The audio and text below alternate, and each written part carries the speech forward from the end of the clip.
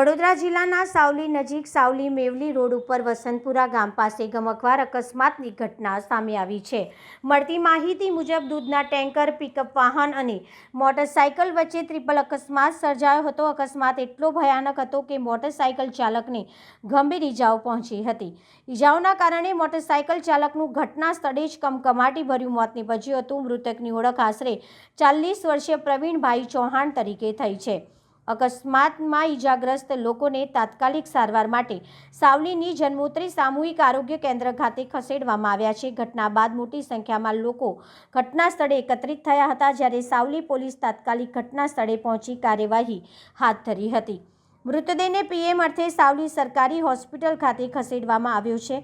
હાલ પોલીસે અકસ્માત અંગે વધુ તપાસ શરૂ કરી છે।